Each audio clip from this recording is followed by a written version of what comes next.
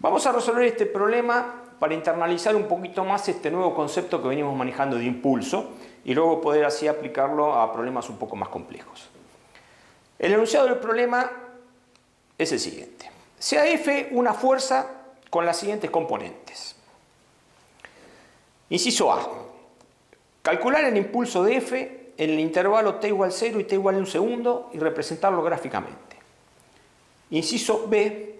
Si esta fuerza se aplica a una partícula en t igual 0 que se encuentra en el origen de coordenadas con una velocidad inicial v sub 0 indicada y de masa m igual a 1 kilogramo, calcular la velocidad al cabo de un segundo que adquiere la partícula y representar a la partícula en los instantes iniciales y finales. Entonces, dada la lectura, procedamos a la resolución. Bueno, vamos con el inciso A. Entonces, observemos. El problema me da la fuerza, me dice que precisamente tiene una componente en X de 3 newton y una componente en Y que es variable, que fíjense que varía a razón de 1,5 por t newton. Y me pide precisamente calcular el impulso asociado a esa fuerza entre t igual 0 y 1 segundo. Entonces, fíjense, el impulso de una fuerza, el J de una fuerza, de paso corregimos acá que es un vector, entre 0 y 1 segundo es la integral entre 0 y 1 de la fuerza por el diferencial de tiempo. Ahora bien, lógicamente esto me da lugar a dos componentes del impulso. Una componente en X y una componente en Y. Entonces vamos con la componente en X. La componente en X del impulso entre 0 y 1 segundo es la integral entre 0 y 1 de la componente en X de la fuerza por diferencial de t. Como la componente X de la fuerza es constante, la integral esta me da básicamente t, que entre 0 y 1 me da 1. Y esto me da 3 newton por segundo.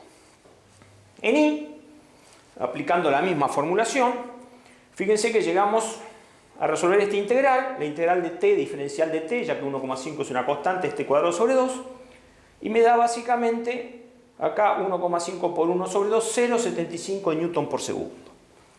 Entonces, el problema me pide que represente este vector impulso asociado a la fuerza. Y fíjense que el vector impulso asociado a la fuerza, que lo hemos aplicado a la partícula, en una cierta condición, fíjense que tiene una componente de 3 en X y de 0,75 en Y, que sumadas vectorialmente, lógicamente me dan el vector J, que está aplicado a la partícula entre 0 y 1 segundo, que tiene componente de 3 en X y 0,75 en Y, newton por segundo. ¿Qué es lo que vamos a hacer ahora? Vamos a ir al inciso B. El inciso B ya, digamos, de alguna forma u otra, toma más sentido físico desde el punto de vista que vamos a aplicar este impulso a nuestra partícula que se está moviendo en una condición inicial y vamos a ver cómo ese impulso modifica el estado de movimiento de la partícula. Bueno, vamos con el inciso B. Ya en el inciso B esto empieza a tomar una relevancia, digamos, predictiva, que es la siguiente. Si yo le aplico esta fuerza a mi partícula de masa 1 kilogramo en t igual 0, el problema me está preguntando básicamente cuál es la velocidad de la partícula luego de aplicar el J. Entonces, fíjense, ¿qué datos tengo? Por un lado tengo el J que calculé en el inciso A. Fíjense que ya me desligo de la fuerza. Tengo el J, que tiene estas dos componentes. Y tengo la condición inicial de la partícula, que es la velocidad inicial que tiene la partícula, y lógicamente tengo la masa.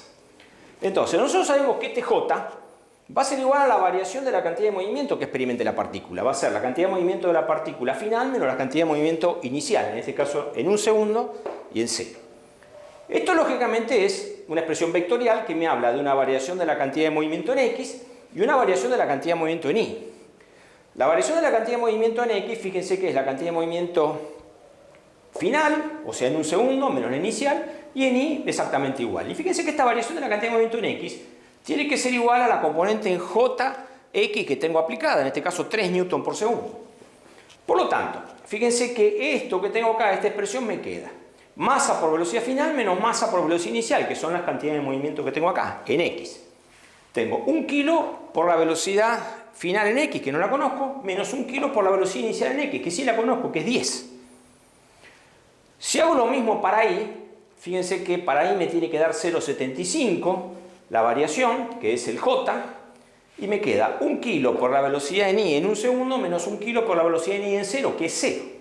Por lo tanto, vemos que de estas dos expresiones yo puedo calcular precisamente lo que me está pidiendo el problema, que es la velocidad final en x y la velocidad final en y. O sea, la velocidad de la partícula en un segundo. Entonces, fíjense, para el primer caso tengo 3 tengo acá tengo 10 que lo paso sumando y me da 13. Y para el segundo caso, acá tengo un 0, paso este para acá y me queda 0,75 de metros sobre segundo. Entonces, fíjense que en definitiva llevamos las velocidades finales.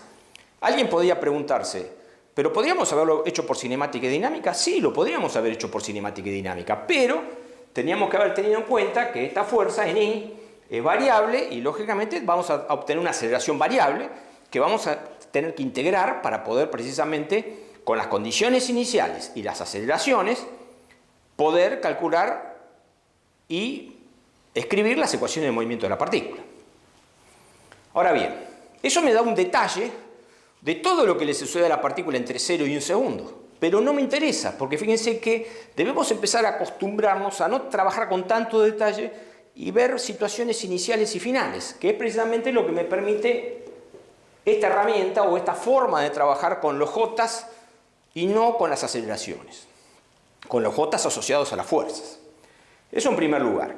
En segundo lugar, fíjense, acá hemos hecho una representación del antes, el proceso y el después. También es otra cosa que nos tenemos que empezar a dar cuenta, que nosotros del proceso o del sucede algo vamos a empezar a no tener mucha información. Y fíjense que hemos representado la partícula en la condición inicial, a donde le aplicamos este J. Un J que lógicamente tiene estas dos componentes, que es muy intenso en X y no es tan intenso en Y. Y fíjense que este J, con esta condición inicial, donde la partícula tenía una velocidad apreciable en X, me genera una variación de la velocidad en X y una variación de la velocidad en Y. Que lógicamente, en definitiva, me da una condición final para la velocidad, que es esta que calculamos acá. Otra cosa a tener en cuenta, que a veces sucede en las clases y que el alumno se confunde. Acá el problema me habla de una sola fuerza aplicada a la partícula.